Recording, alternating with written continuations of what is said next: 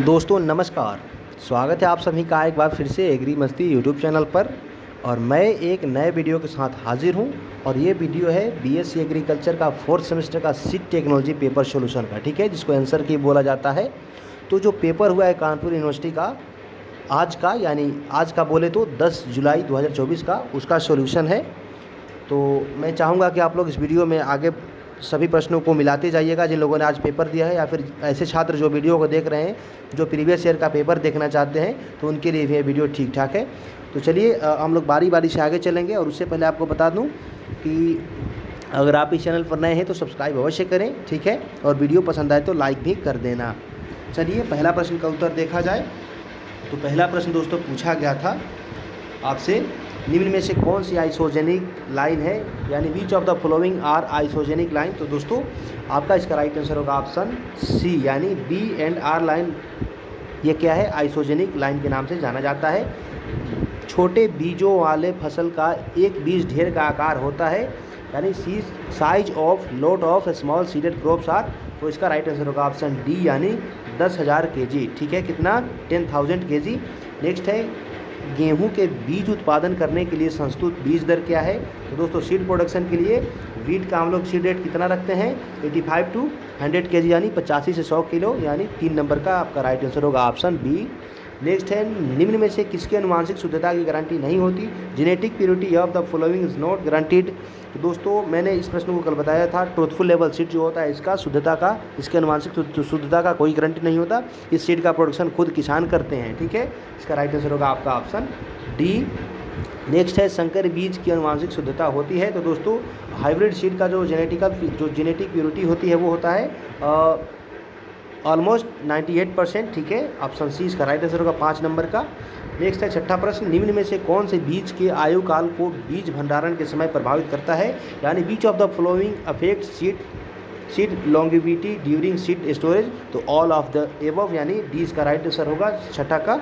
Next है, आप लोग पढ़ते रहिएगा जो ऑप्शन में दिया हुआ है। मैं नेक्स्ट बताता हूँ आपको, टीजेड यानी टेट्राजोलियम क्लोराइड टेस्ट जो होता है वो किसके लिए करते हैं दोस्तों? तो ये प्रश्न मैंने बताया था, यानी जो बीजों का जीवन क्षमता जिसको वायबिलिटी बोलते हैं, तो सीड का वायबिलिटी पता करने के लिए इसका यूज़ करते हैं टीजेड का।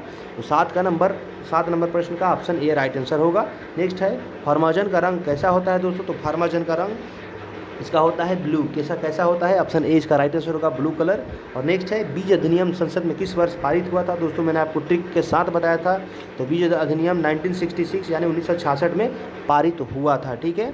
और नेक्स्ट है, बीज को किस वर्ष आवश्यक वस्तु अधिनियम के अंतर्गत रखा गया था? तो दोस्तों जो सीड होता है ना, इसको सन 1983 यानी 1983 ईस्वी में इसको एसेंशियल कमोडिटी एक्ट के अंतर्गत लाया गया था, ठीक है। और नेक्स्ट देखा जाए, नेक्स्ट है, निम्न में से बीज संसाधन का हिस्सा नहीं है, यानी which of the following is not come under seed processing. तो दोस्तों जो सीड प्रोडक्शन है it is not under seed processing, ठीक है। ये प्रोडक्शन अलग चीज़ होता है और प्रोसेसिंग आफ्टर प्रोडक्शन किया जाता है, ठीक है। नेक्स्ट है, डी बियर्डर का उपयोग किया जाता है। तो दोस्तों इसका आपका राइट आंसर होगा ऑप्शन डी, यानी जौ के सिंकुर को हटाने के लिए मोस्टली जो होता है दोस्तों डी बियर्डर, इसका यूज़ करते हैं गेहूं, जौ और जई, यानी वीट, बार्ले एंड ओट्स में इसका यूज़ करते हैं। नेक्स्ट है, जैसे जैसे अलगाव दूरी बढ़ती है, यानी बात करें तो जैसे जैसे आइसोलेशन डिस्टेंस को इंक्रीज़ किया जाता है, तो किसका संदूषण होने का, अनुवांशिक संदूषण होने का पे कैसा असर पड़ता है? तो ये जो अनुवांशिक संदूषण जो है वो होने के लिए, अनुवांशिक संदूषण होने का जो अवसर होता है वो घटता है, क्योंकि जितना आइसोलेशन डिस्टेंस बढ़ेगा उतना शुद्धता आएगा, ठीक है। नेक्स्ट है, मैंने इस 13 नंबर का बता दिया, आपका ऑप्शन बी राइट आंसर होगा। नेक्स्ट है, जब बी लाइन का पौधा ए लाइन में पाया जाता है तब वह कहलाता है। तो 14 नंबर जो प्रश्न है इसका आंसर मैं नहीं दे पाऊंगा, ठीक है। अतः जिन स्टूडेंट्स को पता हो इसका कमेंट करके आप लोग अवश्य बता देना, ठीक है। और नेक्स्ट है, बाजरा में संकर बीज को दर्शाया जाता है। तो बाजरा में संकर बीज को आपका इसका राइट आंसर होगा ऑप्शन सी, यानी ए और बी दोनों के द्वारा, ठीक है। नेक्स्ट है 16 नंबर, वह बीज ढेर जो बीज प्रमाणीकरण मानक के अनुरूप है उसको कहा जाएगा। तो दोस्तों उसको हम लोग कहते हैं ऑप्शन ए, यानी गुणवत्ता युक्त बीज, जिसको क्वालिटी सीड भी कहा जाता है। नेक्स्ट है, किसी उन्नत प्रजाति के आरंभिक बीज की मात्रा कहलाती है। तो आरंभिक बीज की मात्रा को दोस्तों हम लोग क्या कहते हैं? तो हम लोग इसको न्यूक्लियर सीड या नाभिक बीज कहते हैं। ठीक है, नेक्स्ट आपका आंसर, नेक्स्ट क्वेश्चन है 18 नंबर, किस वर्ग के बीज के उत्पादन की मॉनिटरिंग एक मॉनिटरिंग टीम के द्वारा की जाती है? तो जो ब्रीडर सीड होता है यानी ऑप्शन सी प्रजनक बीज का जो मॉनिटरिंग होता है मॉनिटरिंग टीम के द्वारा की जाती है। नेक्स्ट है 19 नंबर, अगर किसी बैग के ऊपर नीले रंग का टैग लगा हो तो उस बैग को किस वर्ग का बीज होगा? तो दोस्तों जैसा आपको पता है नीले रंग यानी ब्लू कलर का जो टैग होता है वो प्रमाणित बीजों के ऊपर होता है यानी सर्टिफाइड सीड। ठीक है, इसका राइट आंसर होगा 19 का ऑप्शन डी। नेक्स्ट है 20 नंबर, बीज प्रमाणीकरण किया जाता है दोस्तों। तो ये बीज प्रमाणीकरण जो होता है दोस्तों, जो होता है आपका, इसका 20 नंबर का आपका हो जाएगा ऑप्शन ए। ठीक है, सॉरी मैं आपको ये बता रहा हूँ, ये 20 नंबर क्वेश्चन यहाँ पे पूछा गया है, seed certification certified is carried out by, तो ये जो होता है आपका राज्य बीज प्रमाणीकरण संस्था के द्वारा, ऑप्शन ए इसका राइट आंसर होगा। ठीक है, बाकी ऑप्शन को देखने पे ऐसा नहीं, एक होता है केंद्रीय बीज प्रमाणीकरण संस्था, अगर वो ऑप्शन में होता तो वो भी होता, लेकिन यहाँ पे केवल ए है, इसलिए इसका ऑप्शन ए राइट आंसर होगा। नेक्स्ट है 21 नंबर, बीज के अंकुरित होने की योग्यता कहलाती है। तो दोस्तों बीज के अंकुरित होने की योग्यता को सीड जर्मिनेशन यानी बीजों के अंकुरित होने की क्षमता कहते हैं। 21 नंबर का ऑप्शन बी राइट आंसर है। नेक्स्ट है नरबंध्यता को संरक्षित किया जाता है। तो नरबंध्यता को ए और बी दोनों के द्वारा संरक्षित किया जाता है। ठीक है, यानी बी लाइन और आर लाइन के द्वारा। ठीक है, आइसोजेनिक लाइन और रेस्टोरल लाइन के द्वारा। नेक्स्ट है colour of 2,3,5 triphenyl tetrazolium chloride is, तो इसका कलर कैसा होता है दोस्तों? तो लाल होता है। ठीक है, कैसा होता है?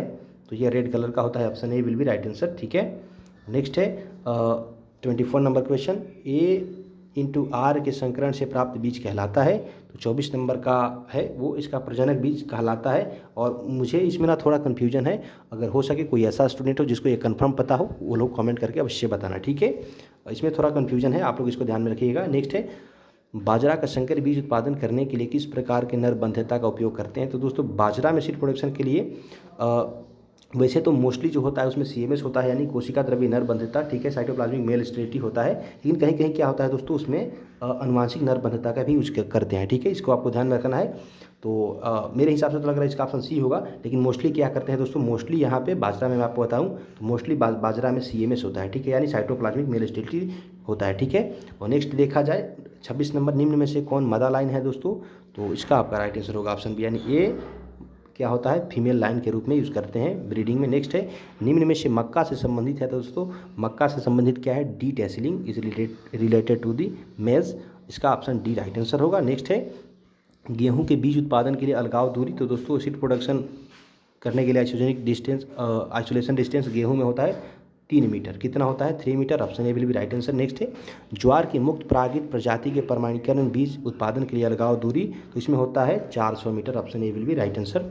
और नेक्स्ट है फैलरिस माइनर किसका आपत्तिजनक खरपतवार है? तो ये गेहूं का आपत्तिजनक खरपतवार है। ठीक है, जिसको गेहूंसा या फिर गेहूं का मामा या फिर गुल्ली डंडा भी कहा जाता है। नेक्स्ट है राष्ट्रीय बीज निगम की स्थापना 1963 ईस्वी में, यानी इसका ये ऑप्शन राइट आंसर होगा। और नेक्स्ट है किसको संरक्षित करने के लिए बीज सुखाई अति आवश्यक है दोस्तों? तो बीजों के जो यहाँ पे ऑप्शंस को देखा जाए तो प्रोटीन को संरक्षित करने के लिए नहीं सुखाया जाता है, तेल की मात्रा को संरक्षित के लिए भी नहीं सुखाया जाता है, और इन ऑप्शंस को देखेंगे तो बीज की जीवन क्षमता को बनाए रखने के लिए बीज को सुखाया जाता है, इसलिए इसका राइट आंसर होगा आपका ऑप्शन सी। ठीक है, और नेक्स्ट है बाजरा के संकर उत्पादन करने के लिए ए इंटू आर को किस अनुपात में बोया जाता है? तो इसको 4:2 में बोया जाता है, ऑप्शन बी राइट आंसर होगा। और नेक्स्ट है प्रजनक बीज किसकी संतति है? तो दोस्तों प्रजनक बीज जो होता है वो न्यूक्लियर सीड का प्रजनन होता है, डी इसका राइट आंसर होगा 34 का। नेक्स्ट है किस फसल के संकर बीज उत्पादन के लिए 2 लाइन विधि का उपयोग करते हैं? तो दोस्तों 2 line system of hybrid seed production ये धान में करते हैं। ठीक है, राइस में पैडी में करते हैं, इसका ऑप्शन ए राइट आंसर होगा। एक बीजपत्री बीजों में पाया जाने वाला स्कूटेलम किसके समतुल्य है? तो ये होता है आपका कोटिलिडन्स यानी बीजपत्र के समतुल्य है। और नेक्स्ट है निम्न में से कौन सा बीज द्विबीजपत्री अभ्रूणपोषी है? इस यहाँ पे ध्यान रखना है नॉन एंडोस्पर्मिक, तो इसका आपका राइट आंसर होगा ऑप्शन ए यानी मटर। ठीक है, और नेक्स्ट है निम्न में से किसकी अनुवांशिक शुद्धता 98% होती है? तो इसमें दोस्तों थोड़ा मुझे तो कन्फ्यूजन लग रहा है, लेकिन ये तो क्लियर होगा, और हो सकता है कि संकुल एवं संश्लेषित का भी यही होता हो। तो इस हिसाब से ऑप्शन सी राइट आंसर हो सकता है, ठीक है। लेकिन इसमें कन्फ्यूजन है, इसको आपको ध्यान रखना है, ठीक है। अगर किसी को कन्फर्म पता हो तो कमेंट करके कन्फर्म करने की कृपा अवश्य करें। नेक्स्ट है, खेत के स्तर पर किसी प्रजाति की अनुवांशिक शुद्धता का परीक्षण किया जाता है, तो ये ग्रो आउट टेस्ट के माध्यम से किया जाता है। Option D will be right answer, इसको मैंने बताया था। नेक्स्ट है, निम्न में किसको अपेक्षाकृत अधिक नमी पर भंडारित किया जाता है जिससे कि वे जीवित रह सके। अब दोस्तों आप इन ऑप्शंस को देखेंगे तो ये जो नारियल है यानी ऑप्शन सी है इसका सही होगा, ठीक है, क्योंकि नारियल काफ़ी ज़्यादा सख्त कठोर होता है, इसलिए इसको ज़्यादा नमी की आवश्यकता होती है। नेक्स्ट है, बीज प्रमाणीकरण के लिए न्यूनतम बीज प्रमाणीकरण मानक किसके द्वारा स्थापित किए जाते हैं। तो ये 41 नंबर जो क्वेश्चन है आपका, इसका ऑप्शन बी राइट आंसर हो सकता है, ठीक है। इसका बी, ऑप्शन बी इसका राइट आंसर होगा, ठीक है, केंद्रीय बीज समिति के द्वारा, ठीक है, इसके द्वारा केंद्रीय बीज समिति के द्वारा इसका राइट आंसर होगा ऑप्शन बी 41 का। और 42 का, स्वपरागित फसलों के लिए कितने खेत निरीक्षण किए जाते हैं। तो इसमें दोस्तों हम लोग 42 का सी लगाएंगे, 2 खेतों का निरीक्षण किया जाता है और इसमें भी कन्फ्यूजन है, ठीक है। मैंने आपसे जैसे बोला अभी पिछले 2-3 प्रश्नों में, यानी कुल मिलाकर के 60 प्रश्नों में 3-4 ऐसे प्रश्न हैं जिसमें कन्फ्यूजन है, तो इसको आपको ध्यान रखना है, ठीक है। और बाकी जो भी छात्र जानता है तो कमेंट करके बता ही देगा, मैं आशा करता हूँ ऐसा। नेक्स्ट है, केंद्रीय बीज परीक्षण प्रयोगशाला स्थित है, तो दोस्तों ये IARI दिल्ली में स्थित है। कहाँ पे? IARI न्यू दिल्ली में स्थित है। और नेक्स्ट है, वह बीज प्रति दर जो बीज परीक्षण प्रयोगशाला में भेजा जाता है, यानी seed sample which is sent to the seed testing lab is called as, तो ये सबमिटेड सैंपल कहलाता है, यानी प्रस्तुत नमूना कहलाता है। ऑप्शन ए इसका राइट आंसर होगा। नेक्स्ट है, समस्त गुणवत्ता संबंधी परीक्षण किए जाते हैं, तो ये कार्यकारी नमूने पर यानी वर्किंग सैंपल पे किया जाता है। All quality test are performed on working sample, इसका सी राइट आंसर होगा। और नेक्स्ट है, बीज की सतह पर चिपके हुए सूक्ष्म जीवों को हटाना कहलाता है, तो दोस्तों इसका आपका राइट आंसर हो जाएगा 46 का ऑप्शन ए, यानी बीजों को डिसइंफेक्शन करना, ठीक है। आपको इसमें थोड़ा ध्यान रखना है, ठीक है। और आगे बढ़ते हैं 47, सामान्यतया बीज फसल का अलगाव किसको बचाने के लिए करते हैं, तो दोस्तों अनुवांशिक शुद्धता को अनुवांशिक संदूषण से बचाने के लिए हम लोग आइसोलेशन डिस्टेंस को रखते हैं, ठीक है। ऑप्शन ए इसका राइट आंसर होगा। नेक्स्ट है, बीज उपचरणों का उपयोग होता है, अगर आप इसको इंग्लिश में पढ़ेंगे तो लिखा है सीड ट्रीटर्स आर यूज फॉर, तो ये सीड ट्रीटमेंट के लिए सीड ट्रीटर्स का यूज़ किया जाता है, ठीक है। Option D will be right answer. Next है, बीज अधिनियम किस वर्ष लागू हुआ, तो दोस्तों ये बीज अधिनियम जो है ना, ये आपका 29 दिसंबर 1966 को लागू हुआ था। ऑप्शन ए इसका राइट आंसर होगा। और नेक्स्ट है 50 नंबर क्वेश्चन, वनस्पतिक दृष्टि से बीज क्या है दोस्तों, तो botanically seed is a ripened ovule, क्या है, परिपक्व बीजांड ही वनस्पतिक रूप से बीज कहलाती है, ठीक है। और नेक्स्ट देखा जाए, जिन फसल स्पीसीज के बीजों की नमी मात्रा ज्ञात करने से पूर्व पीसना होता है, उसका प्रस्तुत नमूने का भार कितना होता है, तो इसका ऑप्शन डी यानी 100 ग्राम होता है उसका भार, ठीक है। नेक्स्ट है, वह बीज जो अंकुरण परीक्षण की समाप्ति तक न तो कठोर न ही अंकुरित होते हैं किंतु साफ सुथरे सुसंगठित एवं जीवित रहते हैं, ऐसे बीजों का वर्गीकृत किया गया है, तो ऐसे बीजों को मृत बीज के रूप में वर्गीकृत किया गया है, यानी डेड सीड, इसका राइट आंसर होगा 52 का। नेक्स्ट है, वह टूटे हुए बीज जिनका आकार आधे से अधिक है उनको रखा जाता है, तो दोस्तों उसको इनर्ट मैटर के रूप में रखा जाता है, जिसको अक्रिय पदार्थ कहते हैं। ऑप्शन बी राइट आंसर होगा।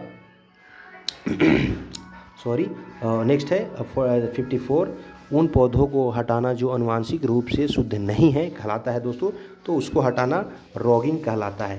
क्या कहलाता है? रॉगिंग कहलाता है। Option C will be right answer. Next है, डोकेज संबंधित है दोस्तों, तो dockage is related to option D यानी बोथ बी एंड सी, ठीक है। अब बी एंड सी आपको देखना है, अक्रिय पदार्थ और अन्य फसल के बीजों से, यानी जो भी कोई भी पदार्थ हो जो आप नहीं चाहते हो, अनुवांछित पदार्थ बीज में मिला हुआ हो, उसको हम लोग डोकेज कहते हैं।